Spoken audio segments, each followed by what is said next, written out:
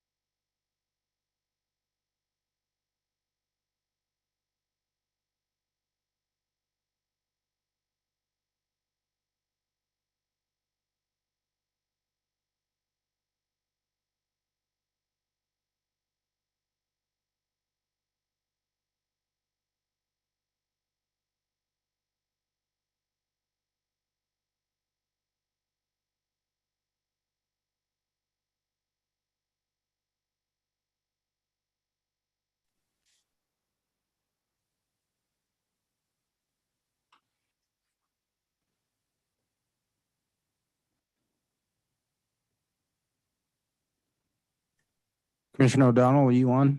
Yes, sir. Can you hear me? Yes, we can. Commissioner Fielder? Yes, sir. I'm here. Okay.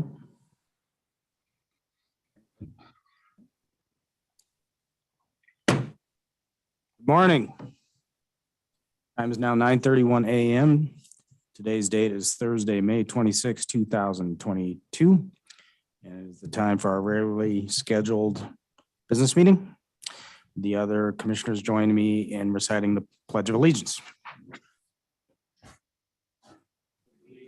I pledge allegiance to the flag of the United States of America and to the republic for which it stands, one nation, under God, indivisible, with liberty and justice for all.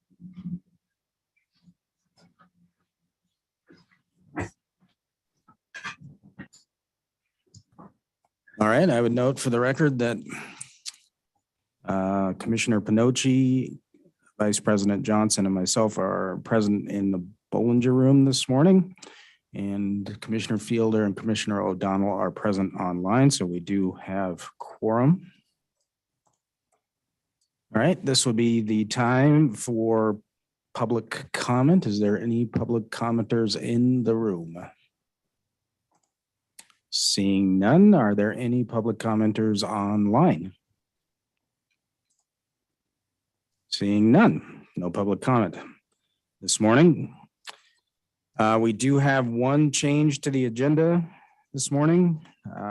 This will be work session item number 2, docket 2021.12.134, Cadence Beaver Creek. The petition to set terms and conditions of our purchase agreement. This matter will be deferred to a future meeting. So let's move into our action items. Action item 1 is approval of the commission minutes for the week of May 16, 2022. Is there a motion? President, move we approve the minutes as circulated. All right, the vice president has moved. Is there a second? Commissioner Pinochi has seconded.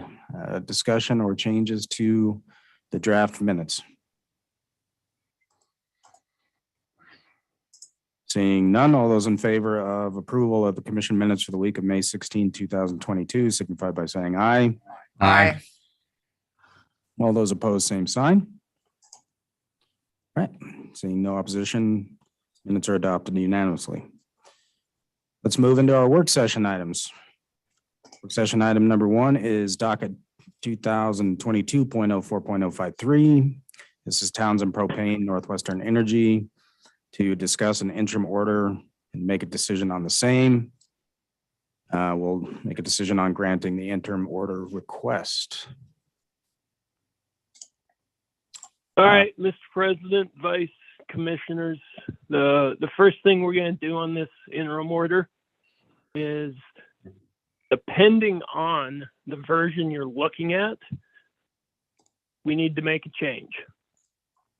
Paragraph 4, last sentence, carrying cost expense should read 6,961. So I just want to double check that everyone's got that version in front of them. We all got that?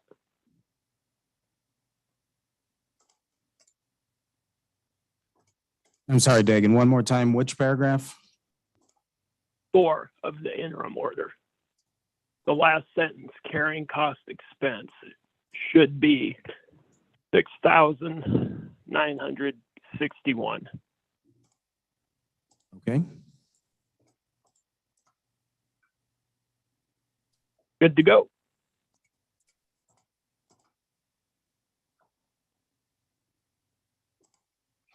All right, so go ahead, Dagan.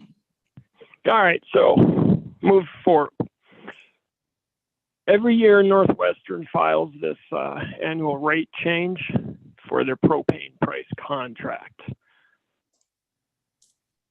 Northwestern they're a price taker in this scenario. And so they submit an RFP, request for proposal, and they do that. And they sent it to 10 suppliers. Of the 10, 2 sent bids back. Northwestern, as custom, chooses the lowest bid, and in this case, that was Midstream. And approval of the interim order is recommended. Mr. President, Vice Commissioners, are there any questions? Okay, thank you, Mr. Lynch. Is there a motion or discussion? Mr. Chairman, Yes, Commissioner O'Donnell. I move to accept staff's recommendation.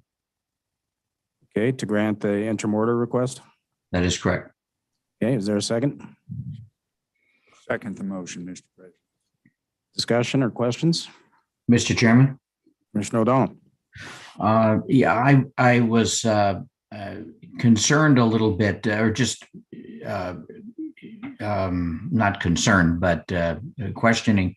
The last time Northwestern submitted a request for bids on this, the winning one came back with an annual contract, and apparently to the Dagan's report, that was pretty well right on the money because there was just an overcollection of $14,000, which is not bad for a whole year.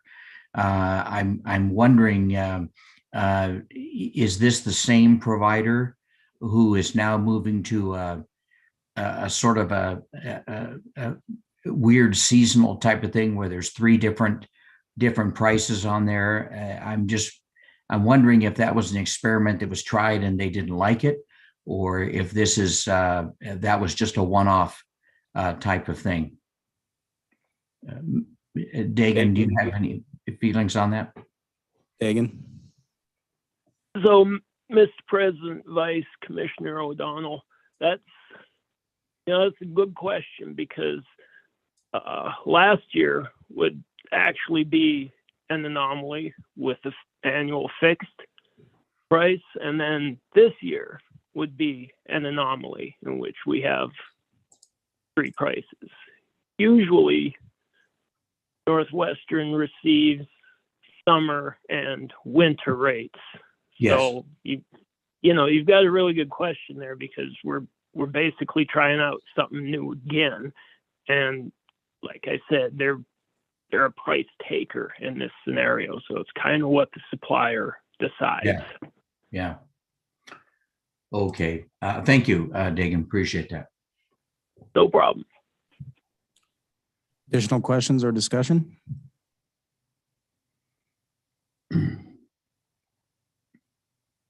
Seeing none, all those in favor of Commissioner O'Donnell's motion to approve the draft final order, I'm sorry, to grant the interim order request, signify by saying aye. Aye. Aye. All those opposed signify by saying no. Seeing no opposition, motion carries unanimously. As noted, work session item number 2, which is docket 2021.12.134, has been deferred to a future meeting. We will now move to work session item number 3, which is the READY project. This is commission initiated. They hear recommendations and consider selecting a vendor to provide a new software system for the agency's case management, docket management, and consumer relations. Commissioner Fielder. Thank you, Mr. President. Well, as my colleagues will recall, in late January, this commission adopted the initial report from our READY project manager, software analyst, which greenlighted moving forward to procure a platform-based case management system to replace our troubled Eddy software platform. The next step in that process for the commission is to select a vendor. And you have before you a report and recommendation from our project manager software analyst, Steve Spiropoulos. It's in your packet. It's a fairly brief report that summarizes a very lengthy process and intensive process that took place during the last 4 months since we last took this up as a commission item. Before we take action today, I'd like to provide a little perspective that's not covered necessarily in Mr. Spiropoulos' report, but I think it will help you understand the process that brought us to where we're at today. Our agency procurement officer, Tina Limazand, and our project manager, Steve Spiropoulos, and I, as the project lead for the agency, have worked together as a READY procurement team. We also formed a staff evaluation team to work independently to score the different products and services that we received proposals for. The idea of this was to make sure that we had subject matter expertise involved in the decision making, and we had a very strong role for our staff in evaluating and these products in relation to the work that they perform for the agency. So before any of those evaluations started to take place, we actually pursued an expedited procurement process, and this was done under the advisement of the Department of Administration and the state ITSD executives, who we've been keeping in touch with throughout the entire course of this project. Those agency executives recommended that we target technology companies who are pre-approved by the state through the cooperative contracting arm of NASPO. NASPO is the National Association of State Procurement Officials. And this organization is comprised of the chief procurement officials of all 50 states and brings really important advantages to us that help reduce our risk and provide competitively solicited pre-approved agreements that leverage the expertise and buying power of all participating states. So in order to obtain price quotes and proposals specific to our needs and solicit responses from NASPO approved vendors, we first had to identify exactly what the department's technology needs are. Our project manager worked with our department staff, myself, and also our budget committee person, Representative Fiona Nave, who has experience with these types of projects and was invited to participate in our screening and selection process. Together, we worked to develop a comprehensive statement of work, which identified and detailed 285 of the functionality requirements pertinent to our agency's legal, regulatory, and consumer assistance work. That statement of work is a 56-page document. And in addition to the 285 detailed requirements, it also included weighted criteria on which vendor proposals would be based. So we got that together, and on March 21st, our agency procurement officer sent the statement of work out to the NASPO vendors, along with the request for price quotes. Initially, we thought we might get quotes from maybe just one qualified vendor or maybe two, which would be okay because the agency, through using the NASPO list, as I said, it's an expedited process. So the agency could have just simply picked a vendor that we felt met our needs. But what we found was within the 30-day response deadline, we actually received detailed responses and price quotes from 3 qualified vendor teams, which was good news for us because it gave us some options and some different things to look at.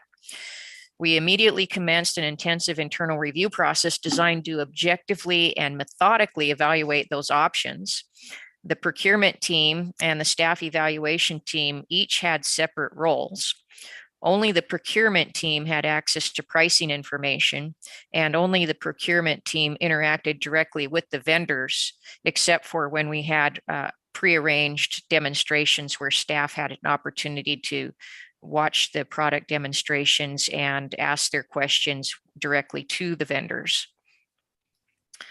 The staff evaluation team members ranked the vendors based solely on the functionality of the products and the quality of the service. And Mr. Sparopoulos spearheaded the technical scoring, while Ms. Limousin spearheaded the reference check scoring, and then I spearheaded the cost analysis. We did not disclose pricing information to staff or budget information to vendors because we wanted the quotes and the staff evaluations to be focused on the needs of the department and the applicability of the products regarding our case management, docket management, and consumer relations needs. And in accordance with the recommendation of procurement division personnel, we did not bring forward a report that named the vendors specifically by their names. So the report that you have before you today identifies the vendors simply as vendor A, vendor B, and vendor C, and that ordering also reflects the resulting order of preference that came to be after our comprehensive scoring results were tallied. So, as summarized in our project manager's report, our teams conducted thorough analysis and utilized a comprehensive scoring system so the commission could make its decision based on tangible, highly relevant criteria. If the recommendation in the project manager's report is adopted today, what would happen is we would move as quickly as possible to get vendor A under an acceptable contract before the June 30th appropriation expiration deadline. This is very important deadline. This is a very important deadline if we are to be able to utilize the appropriation that the legislature provided for this fiscal year.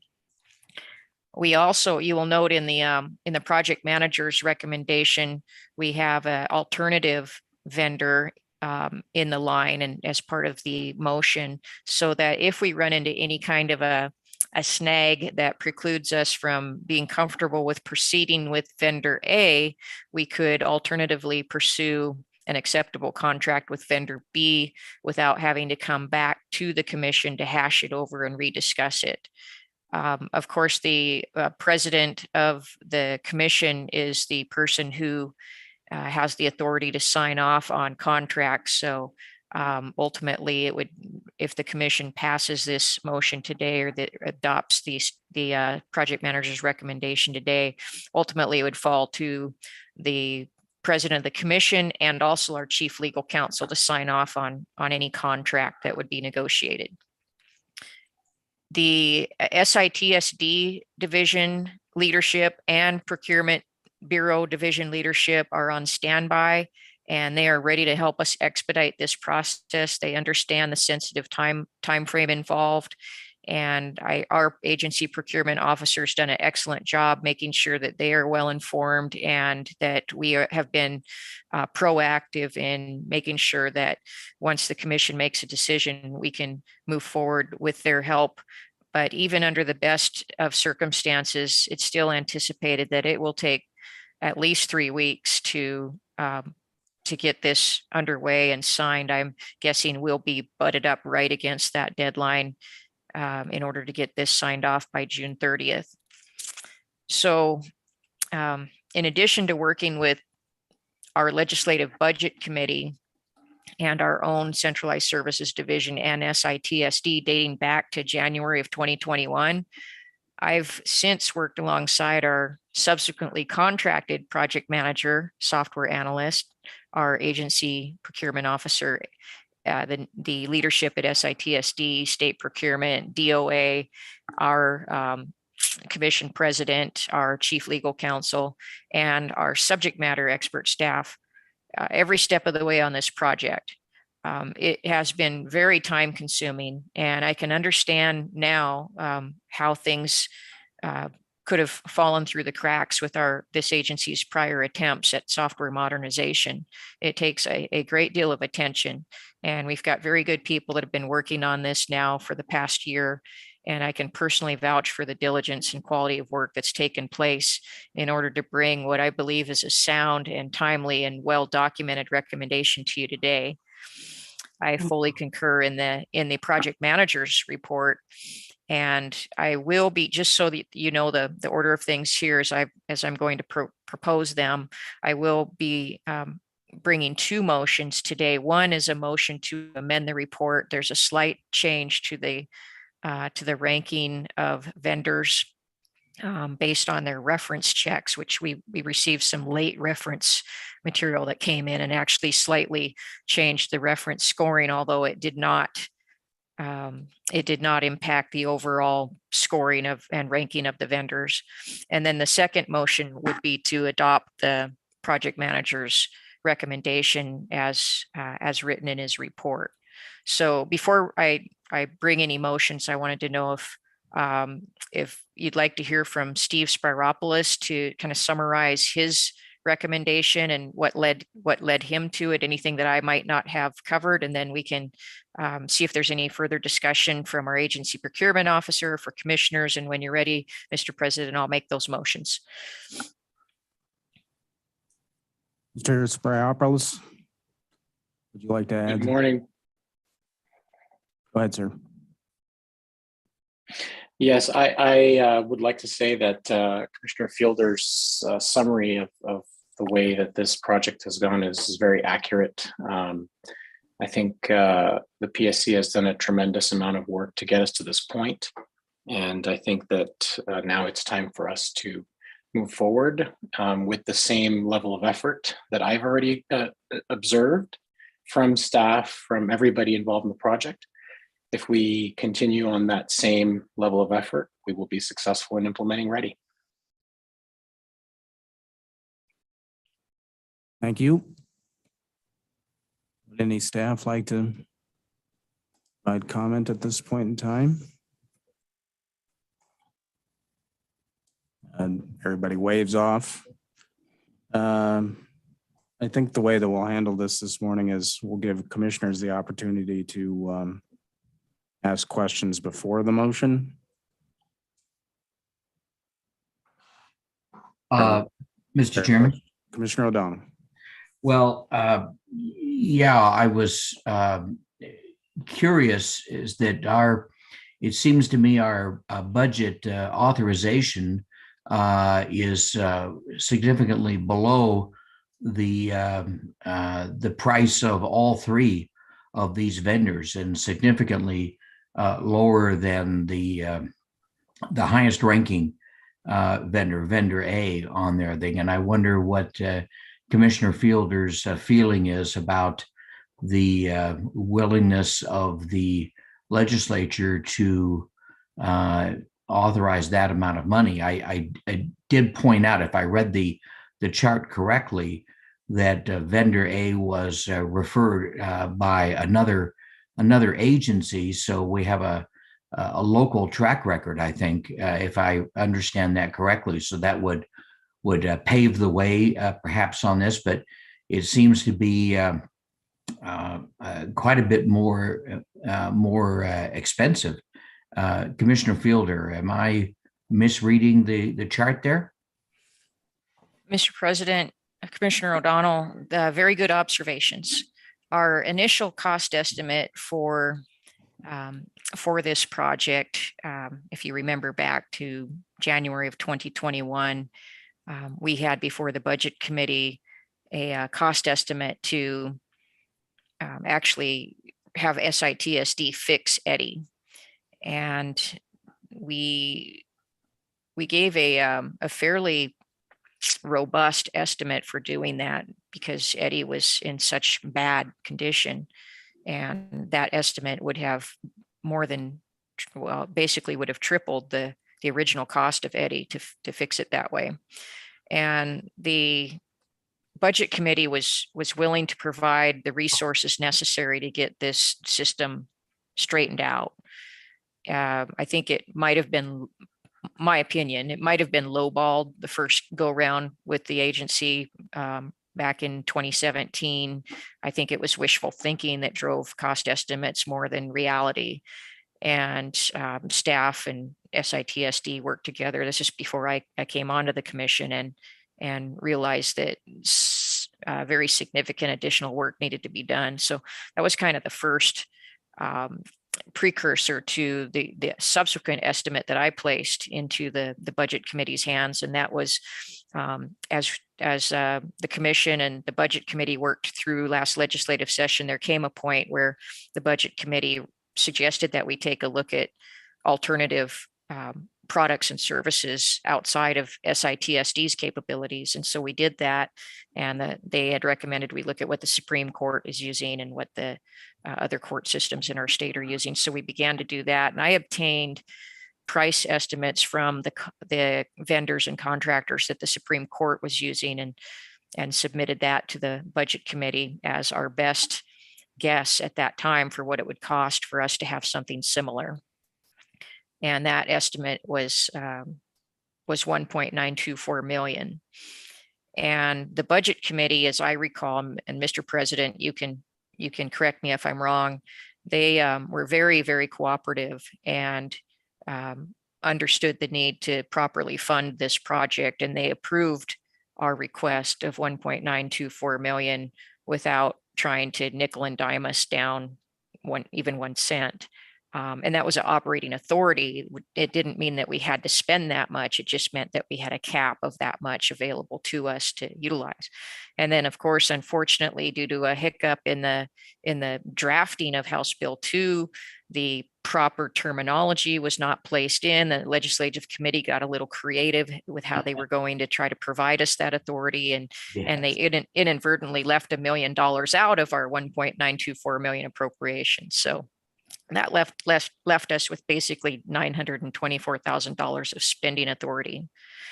Since then, we've been back to the Budget Committee to point this out. And I think that we've received nothing but yes head nods when we brought this to their attention that this was an error. And it was they've concurred that it was not their, at least informally, that it was not their intention to have omitted that $1 million. And so the legislative intent was for the 1.924 million. And we knew we'd have to go back this next legislative session to get that corrected if based on actual pricing information that was necessary. And so I think all along the way, we've let them know that our estimates were preliminary and we would have to obtain actual real pricing as we move forward and got closer to the point that we're at now.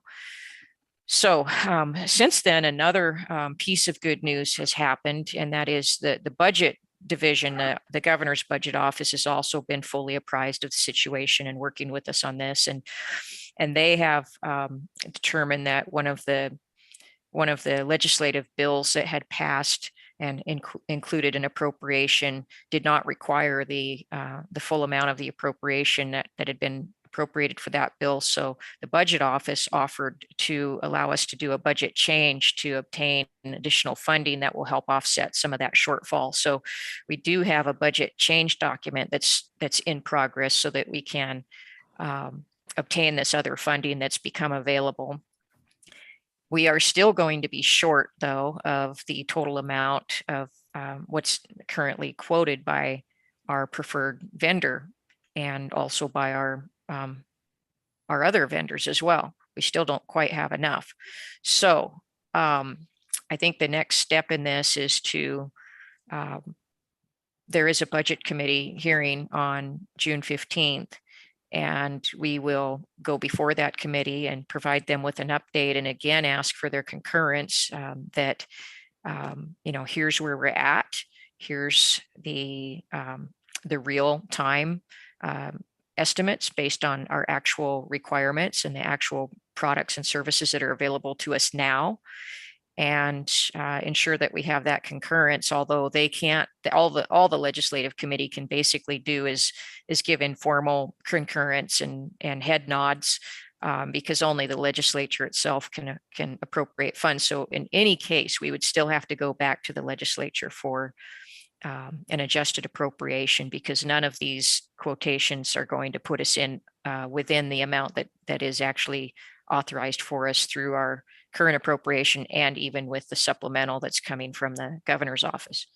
I'm sorry that's a long question, but it's been a long process to get to this point and or a long answer, I should say. It's been a long process to get to this point and get a full handle on the costing of this project. But that's where we're at now. I'm fairly confident that the legislative committee will concur in our pursuit of the recommended vendor, although if they don't, that's why the motion today for adopting the recommendation of the project manager includes a caveat that if we run into some kind of a snag with vendor A, that we would then default and work with vendor B, and vendor B's price actually comes in much more closer to the initial price estimate that we gave the legislature last winter. Mr. Chairman, follow up, please. Go ahead, Commissioner O'Donnell. Thank you. That's very informative. You said you apologized for being long, but no apology needed. That was a very comprehensive answer and was very, very good. If I noticed correctly, in terms of I forget what the word is, I don't have it in front of me right here, the grading by staff, that the vendor A was quite significantly higher than vendor B. And I don't know that I need to say this, but I just wanted to express my feeling is that should there be some type of a budget crunch, that we not compromise on the quality of the efficiency, the efficacy of the READY system, but that we're not trying to solve most of the problems. While we're at it, let's solve all the problems on there. And one other question on that is that should vendor A, if we went along with that, should they come up with some type of a snag on their own and to say, cost overruns? We're familiar with cost overruns on government contracts. What would be the procedure, calling upon your experience in the legislature, what's the procedure for dealing with anything like that may happen, Commissioner? Well, Mr. President, Commissioner O'Donnell, I think that projects like this can get and have gotten out of hand financially. There's quite a lot of different reports about projects like this getting well out of hand. And so we've been very proactive to try to prevent that from happening. The amount of work and effort that went into identifying the requirements that are actually necessary for our business functions and documenting those in the 56-page statement of work. That was a really intensive process. So these vendors have been instructed on what they are providing quotes for. So the way that pricing tends to get out of hand on these things, and Steve, he's got much more experience dealing with these types of vendors than I do, but my understanding is that you get the mission creep or the scope creep, where an agency is not real sure what it actually needs. And so it doesn't do the amount of legwork that we've done under the guidance of our experienced project manager.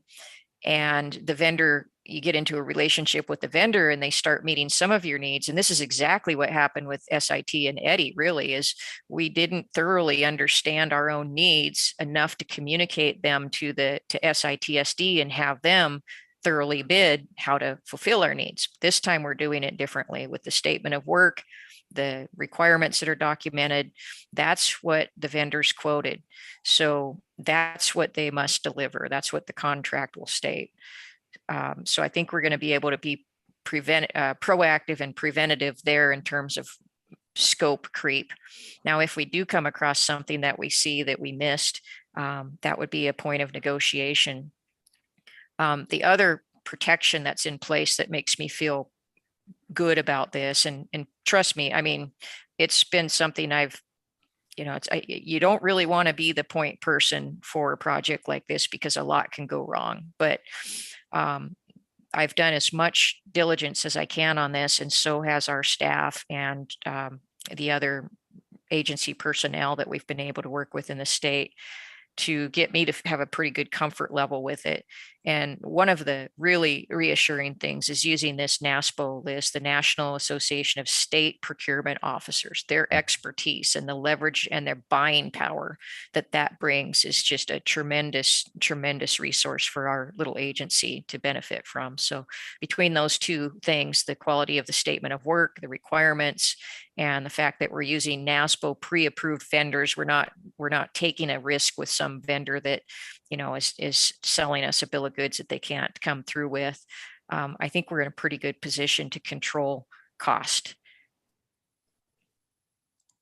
Mr. Chairman, one last bite at the apple, please. Of course, go ahead, Commissioner O'Donnell. And I just wanted to say that the process of running this by a significant number of people on staff who deal with various different applications of it is a very, very wise thing to do. And I would like to compliment Commissioner Fielder on the very, very comprehensive approach to this. And I feel much more secure in following the recommendations, Mr. Chairman. Additional questions or comment? Commissioner Fielder, I have several questions. And Steve, you may weigh in on this. I'm looking at the rank scoring results on page 3 of the recommendation memo. And I'm noticing that certain categories are given weighted scores. And then we have rankings from staff and proposal rank. Who did the scoring? Who was involved with the scoring on the weighted portion of this chart? I can answer that. Steve can vouch for it if you like. The proposals were very lengthy. Some of them were close to 200 pages. Our project manager software analyst was tasked with scrutinizing the project proposals and providing the majority of the weighted scoring. He did technical scoring. He did experience scoring and quality of proposal scoring. I had Tina, our agency procurement officer, do the reference checking and reference scoring. So she did that score. And then I did the price analysis and ranked the vendors based on their pricing. And that price analysis wasn't just the initial price, but it was also the protracted price. And Steve worked with us on all of this as well. Steve Spiropoulos, our PMSA, was involved in all of this and giving us guidance for it. But he did specific areas on his own independently. Tina did the references. And then Steve and I worked on the pricing and extrapolated out the cost over time, because some vendors had initial costs that were low, but then they had high annual fees. And so we looked at how much the cost of this project would be over a 5-year period specifically and ranked them on that. And I was curious to see how it would go over time, and extrapolated the costs out over a 10-year period as well. So that's how the weighted scoring was done. It was based on the criteria that was in the statement of work. We notified the vendors that that their proposals that they submitted would be scored on that. And that's why you have a proposal rank. And then we have the staff rank that was done independently of that, based on observing the product demonstrations and interacting with the vendors and getting their questions answered. Thank you, Commissioner Field. I have another question. So I'm looking at the ranking analysis, and again, I'll echo Commissioner O'Donnell's comments about the excellent work that you've done on this. You're to be commended for the amount of time that you put into this. It will certainly be beneficial for the agency over the long term. The one thing that gives me some pause at this point is you set forth, or Steve sets forth, the estimated cost of each of the vendors and then talks about the annual fee portion of it. My concern at this point in time is looking at each of the annual fees here. If we don't get legislative authority approval for the annual fees, that's going to eat up almost all of our discretionary budget, which gives me great pause, because we wouldn't be able to otherwise operate the agency. And so I do have some reservations at this point, Commissioner Fielder, on approving this today. I'm just going to preview what I'm going to do on your motions, Commissioner Fielder. I will certainly support your motion to amend the report today, but I think I'm going to move to defer this matter so that I can sit down, since we just got this proposal yesterday afternoon, to sit down with our budget staff and talk about the costs related to here and how we're going to approach that before we commit the agency to, example, an estimated 2.83 million startup and then 138,000 in fees thereafter. I'm not taking issue with the work that was done here. I'm just like to be more comfortable in what we're spending or committing ourselves to. That being said, Commissioner Fielder, so maybe you don't know the answer to this question. Maybe Steve is better person to ask this question to, but for the estimated cost, are we looking at like a bulk payment up front? Okay, Mr. President, I'd like to, if I can, go back a little bit to your comments and then get to that question, and Steve can answer that part as well. So regarding the annual fee, the system that the Budget Committee had steered us to with the Supreme Court has an annual fee. I was trying to dig up my notes on this, but as I recall, the annual fee was around $250,000 per year with the system that the Budget Committee recommended for us to take a look at. So annual fee is, maintenance and operations and perpetual licensing fees and things like that. So that is standard. And I think that's where our annual costs are much lower than the system that the budget committee had directed us to look at. So I have a little bit of a comfort level with that. Second, I think if the commission approves the recommendation of the project manager today, you still have the ability, and I welcome it, to dive into the budget matters on this or any other matters for that sake, because you're ultimately the one that the commission would be given authority to sign off on this. You have the authority to sign off on this. And so I think you could, be looking into that and that budget information and obtain a comfort level without necessarily having to defer this. I think you'd have the authority to dig into that if today's motion is passed.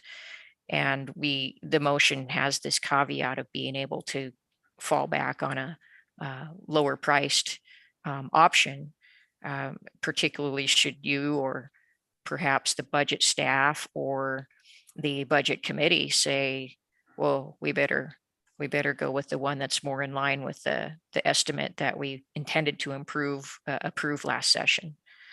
So there's a couple things to consider from that standpoint. And finally, let's go back to the question you asked at the end. Can you restate that? And I think I'm going to have Steve take a stab at that one.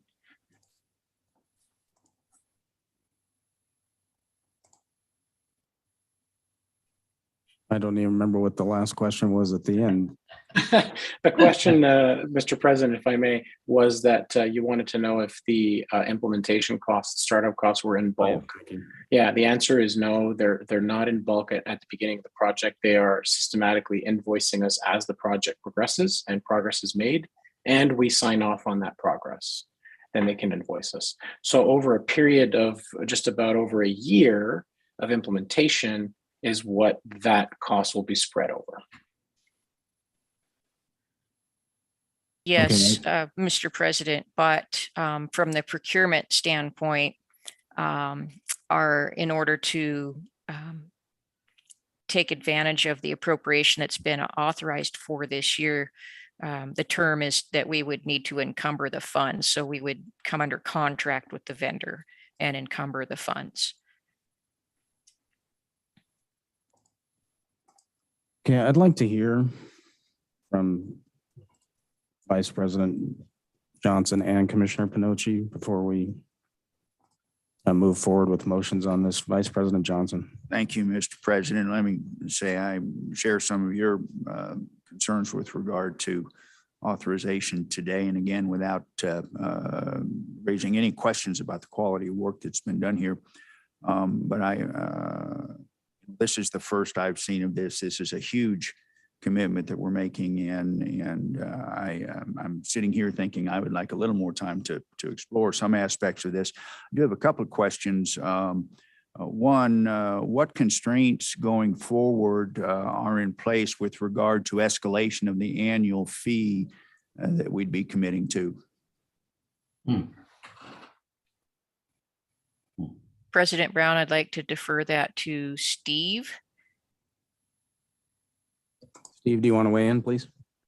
Yes, thank you, Mr. President. When we look at the costs over time, the vendors have given us their 5-year costs over time, or the licensing cost over time. And when we negotiate the contract, we will solidify that amount to make sure that if it does need to change over time to deal with inflation or whatever other reasons, that we will be aware of what that increased cost will be over time before we sign the contract. I hope that answers your question. Well, in part, how far does that protection extend? I mean, I would assume with that kind of annual commitment, we would see the life of the expected useful life of this system to the commission to be significantly past a 5-year window. Yes, the initial contract for maintenance would go 5 years, and then we can renew again for another 5. So But I believe. excuse me, Yes. Go ahead. I didn't mean to interrupt. No problem. I believe the initial request from the vendors was to give us their 5-year annual fees or annual costs. And we would make sure that we have at least that much time in the first contract, which would also be able to be renewable after. Yes, and Mr. President, if I may add on to that, Mr. President, Mr. Vice Chair, there's two other important factors that that I think help resolve my concerns about this, and that is that we did a reference check on the, and received references from the customers of these vendors, and several of those references went back, close to a decade working with these companies, and there wasn't anything that came up as a red flag in terms of getting under contract and then using that position of strength to leverage to the disadvantage of the client. The references are very solid on these companies, and the fact that they're part of the NASPO network, the National Association of State Procurement Officers, they've got pre-approved agreements and structures in place through that power, and they would not be on that list and available to an expedited procurement process like this if they had not undergone intensive levels of scrutiny from the state procurement officers around this country and their organization. And then finally, even if the commission approves this proposal, it still goes through some other checks and balances within our own state government. SITSD would be required to approve it, and the Department of Administration would also be required to approve it. So there's more than just the commission decision at play here. It's going to have to be signed off by several parties within our own state government. Follow up, Mr. President. Follow up. I think it's safe to say that we've learned over time that making assumptions as to the level of funding we're going to see approved through the Appropriations Committee is shall we say, a crapshoot at best. If we get down the road here 5 years and we in fact see a situation arise where either we feel the new annual maintenance fees are too high to be compatible with our budget, or the Appropriations Committee says we're not going to fund that. If we cannot continue to fund the ongoing annual fees, where does that leave us in terms of access to and the utility of the system that we've paid somewhere between $2 and $3 million for?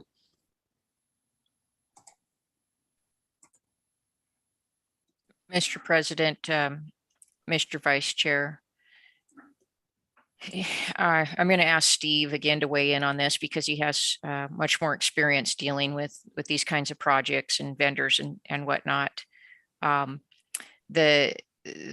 my understanding, we're dealing with more than just one company. We're dealing with a team. So these proposals came in with, you have the provider of the platform, and then you have the company that actually does the implementation work and does the follow-up maintenance on it. We have, under the project manager's guidance, pursued a highly configurable system that our staff will be able to alter and change on its own, so that we're not going to be reliant like we are right now on SITSD. Every time we need to make a change, having to put in a ticket and have some tech staff over there do the changes for us at expense to our agency. So it's going to be highly configurable so that we can work with it in-house quite a bit. So I don't think we're going to be necessarily at the mercy of any particular vendor like we were with SITSD, and that's one of the reasons that Steve reported to us when he gave us his initial report back in January. So I'd like Steve to go ahead and expand on that, or correct me if I'm wrong. Nope, that's very well said. I will say that I think the key here for risk in terms of this project, because of the contract that we have, is that we are going through NASPO, and that organization provides a layer of protection that you would not normally have if you were negotiating a contract directly with the vendor and going through an RFP process. This is different. You're going through a RFQ process. You're asking for quotes, but going through that NASPO contract, you really should be sleeping well at night because of that, if I may use that expression.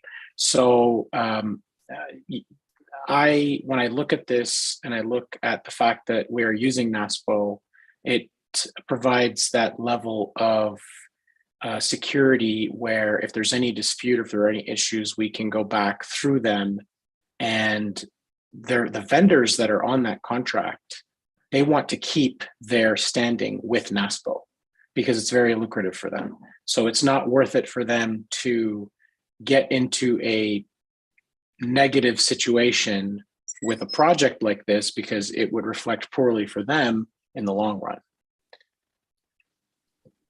Follow up, Mr. President. Thank you for that, Steve. And I appreciate that aspect of it. That is, I'm not so much concerned that the vendors are going to be looking to, if you will, stick it to us.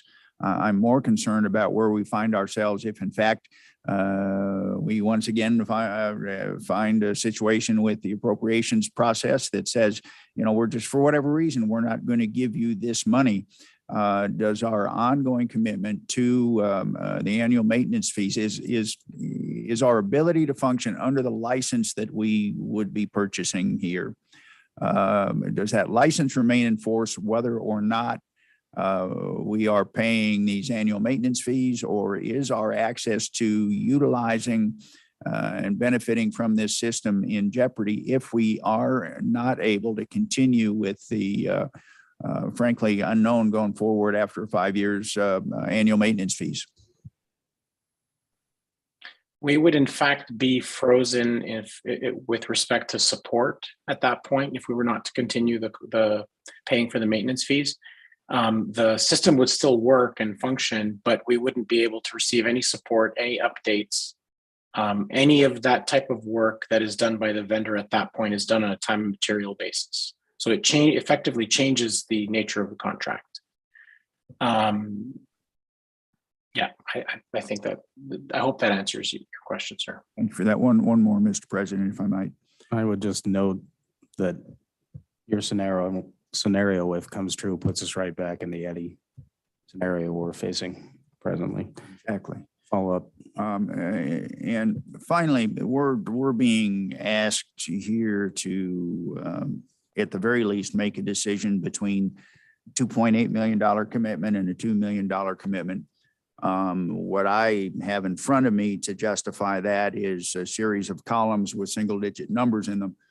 I would be very interested in hearing, and it can't be done in this venue, which is one of the reasons I'm thinking we may want to postpone action on this for a little while anyway. I would like to hear both from ultimately the project manager and Commissioner Fielder and staff exactly what it is we're purchasing for that additional $800,000, which is real money. And again, I'm not questioning the validity of the assessment here, but I would like to have some ideas to what those additional bells and whistles might look like that we're committing a substantial amount of money to potentially. Mr. President, thank you. Mr. President, I think that Steve could probably summarize the differences in why the vendor A rated the way it was.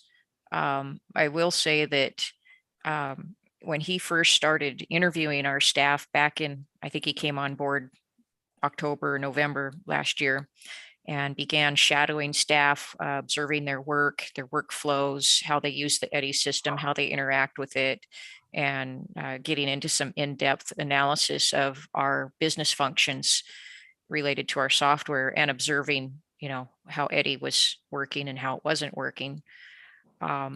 Steve early on in the project said, I know of a product that I think I know of a company that is probably going to be really good for you guys. And it could be a good fit. And that product, his intuition on what we needed turned out to confirm exactly what the staff concluded we needed. So independently, the staff rankings rated vendor A as the top vendor. And it just so happens that vendor A was Steve's instinctive early on identification of a product and service that would be the right fit for this agency. He didn't have an opportunity to influence staff ranking at all. That was all done independently. But I thought it was really good confirmation that the same product and service that our project manager had identified early on as a very good fit for us ended up being the one that the staff also identified as a very good fit for us. I was really cognizant of the fact that I didn't want to take this commission down the road of buying the most expensive product because it had the most bells and whistles and the best marketing materials and everything.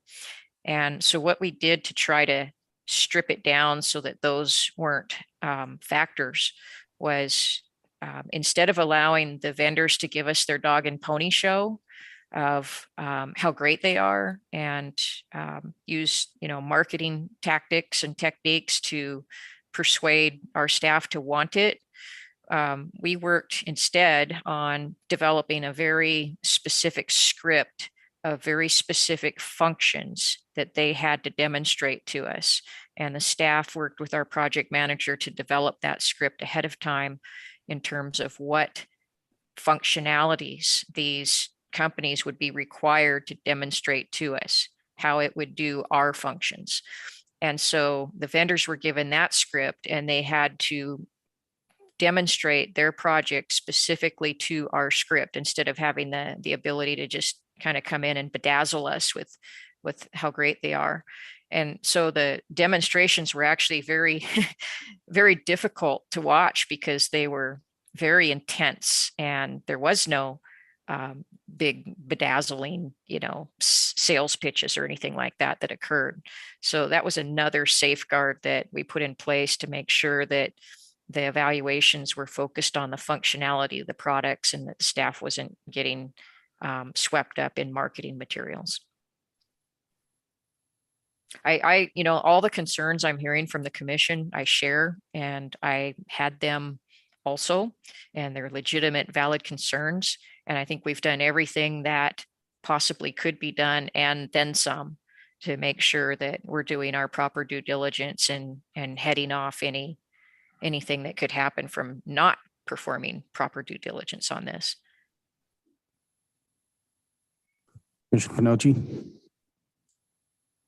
Thank you, Mr. President. So some things I think need to be brought up is some past concerns that staff has brought to my attention a couple of years ago that I promised I would watch out for as we progressed with the evolution of Eddie. So when we go to implement Eddie a few years ago, some of the basic functions wouldn't work, like you couldn't print a file. The answer I was given is we needed to give them more money to fix it. Staff was told, figure it out.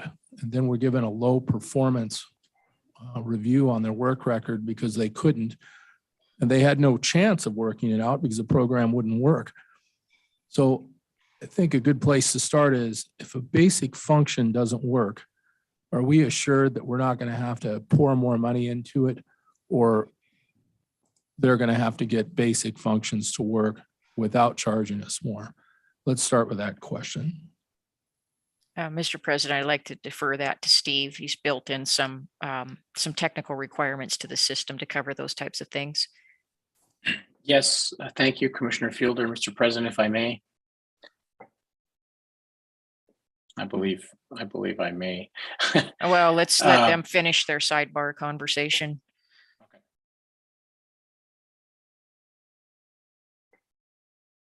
We were discussing, Commissioner Fielder, if I may, the risk to the agency if we move forward today. But please continue. Okay, Steve was about to answer Commissioner Pinocchi's question. Commissioner Pinocchi, the answer to your question is we have a very precise list of requirements that go down to, even in some cases, what a system can do in a particular screen. And we have asked the vendors to provide us a response to each and every one of those requirements on whether or not their system is capable of doing that, of having, if it has that function, they had to tell us, yes, it has that function, or if it had to be configured as part of the project, whether it could be. And so they've all answered that and provided their responses. And we can go back and track and make sure that during the project, you said you were going to allow me to print a file.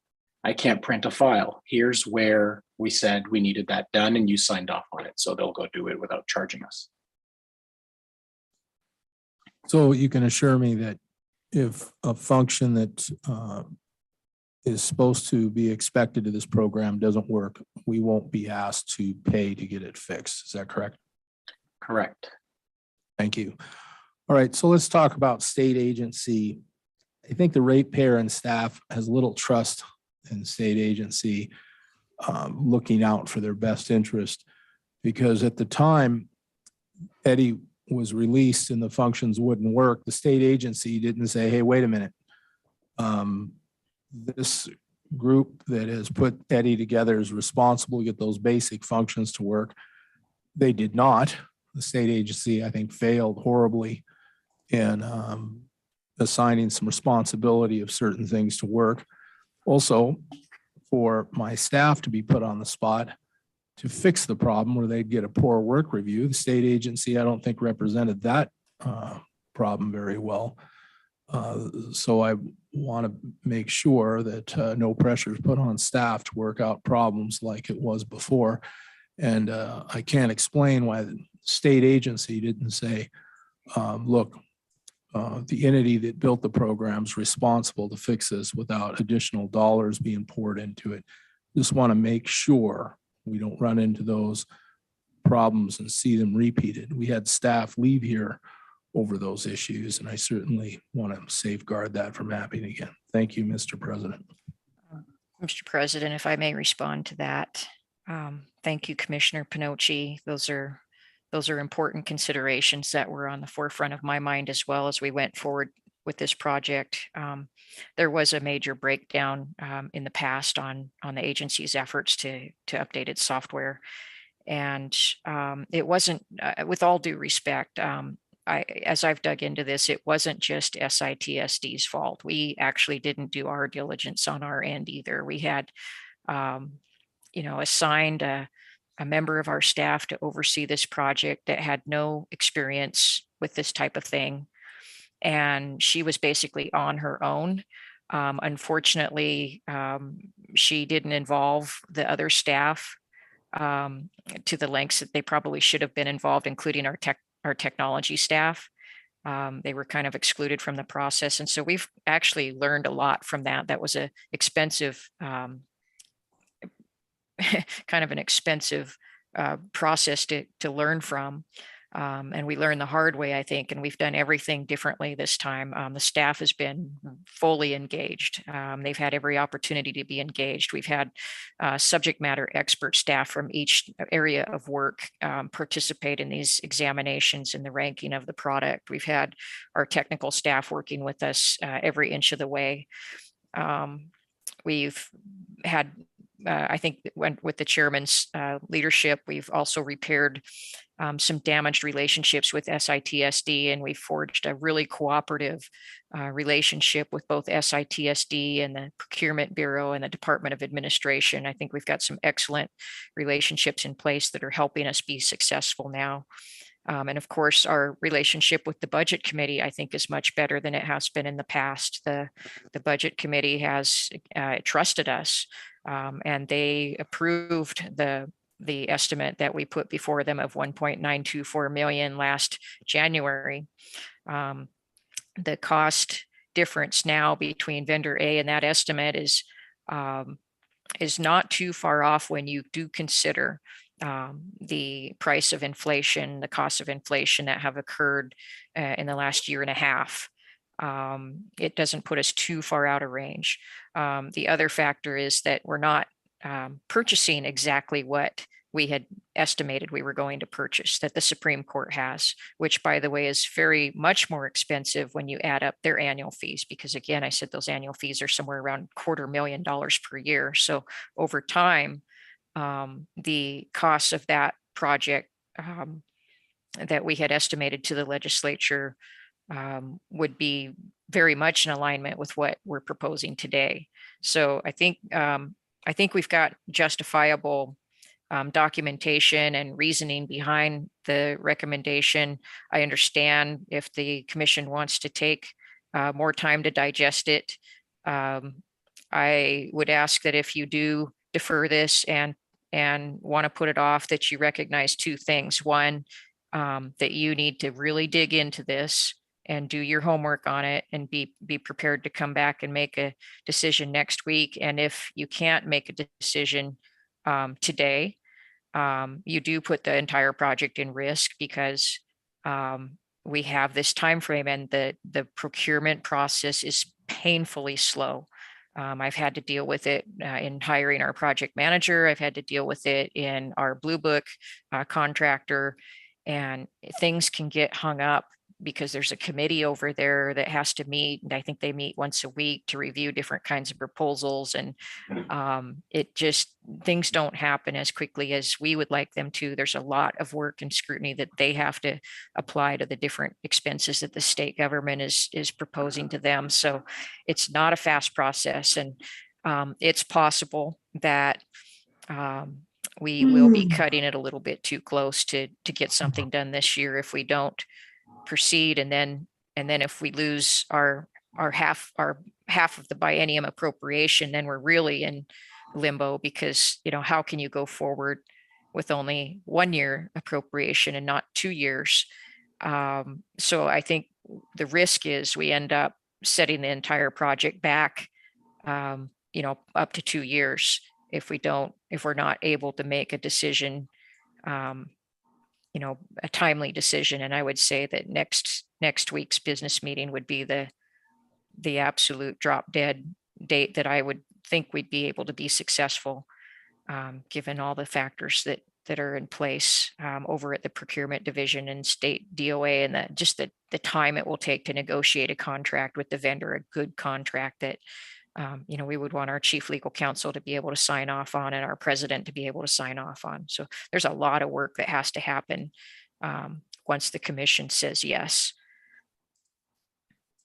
If the commission says yes, I should say. And I would like the commissioners also to talk to staff and ask them. In fact, we've asked the evaluators to be present for today's meeting. And I think it might be helpful for the commissioners to ask members of the evaluation team or members of the ACT team their thoughts on the need for this project, and whether we really need it or not, and whether they feel a sense of urgency in moving forward or not.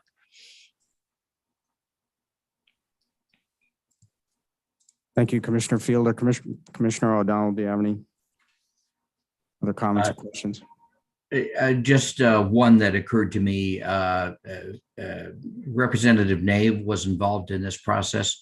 Does she have any objections or concurrence with this recommendation? Mr. President, Commissioner O'Donnell, Representative Nave was very, very involved in helping us develop our statement of work and our business requirements so that we could put out a document to the vendors and receive accurate proposals back. I asked her if she would like to be involved in the evaluations and the demonstrations to help us select a vendor. And her response, I'm paraphrasing, I have it in an email, but I don't have it right in front of me. Her response was, I think you've done such good work with your statement of work that you're going to be fine. I trust you guys to pick the right company. So that's where she left it with us. And again, she is on our budget committee. She's been our liaison for this project to the budget committee. Very good. Thank you, Mr. President. All right, Commissioner Fielder, as I indicated, I will certainly respect how you want to move forward on this, but as I indicated at this point in time, I would not support your motion to approve. Because I think there's questions that remain outstanding and more due diligence that needs to be done from those of us that serve on the commission. We do have fiduciary responsibility to ensure the ratepayers' dollars prudently invested in. I don't believe that having 12 or 16 hours to review approval of a $2.83 million project with 138,000 annual fee commitment can be made on 13 hours. Well, that's fine, Mr. President, but with all due respect, the entire commission has been invited to participate in these evaluations over the last month and has had access to all of the proposals and documentation on this thing. So if any commissioner were particularly interested in it, I would say that we've all had an opportunity to really dig into this project, and none of it's been siloed off from any commissioner.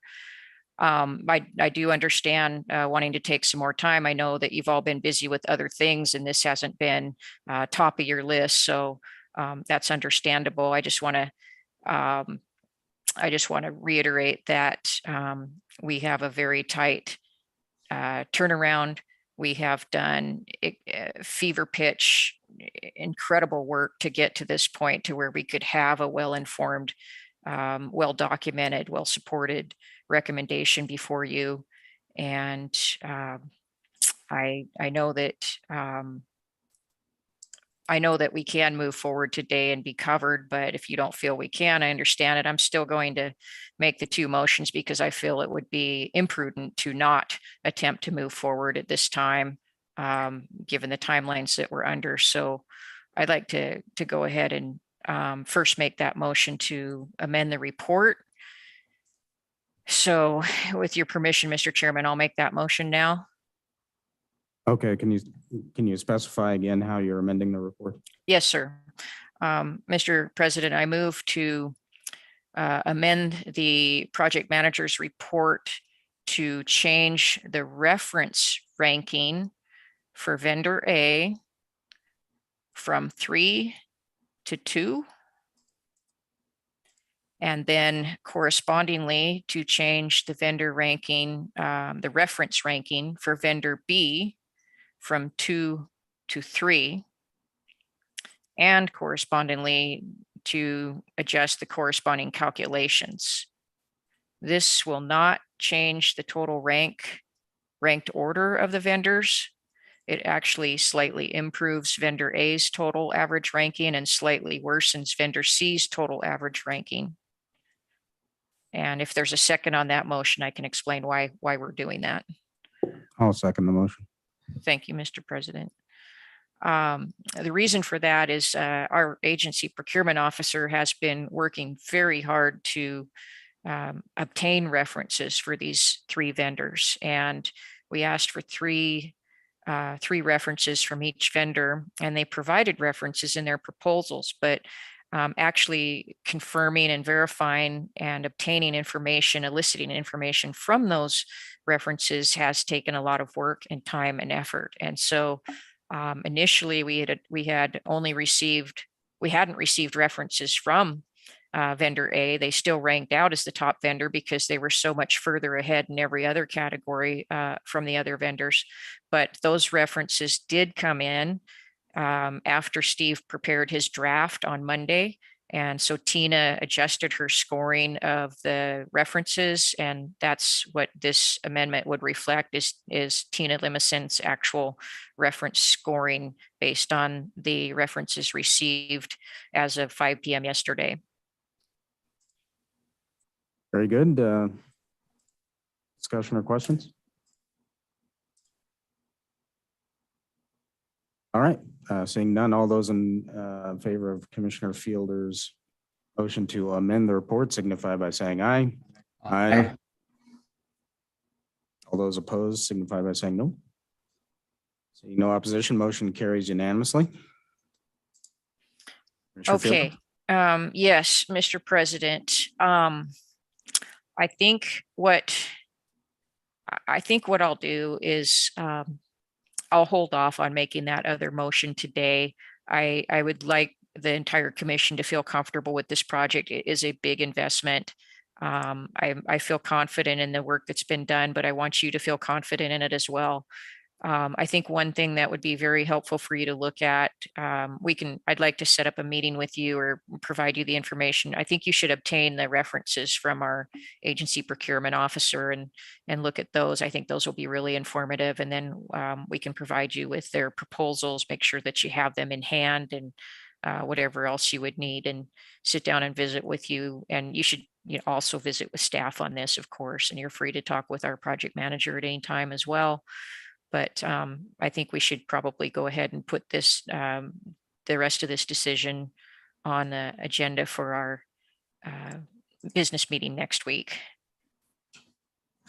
Thank you, Commissioner Fielder. I completely agree with you. I would also propose that, Steve, if you're willing and available, I think that we can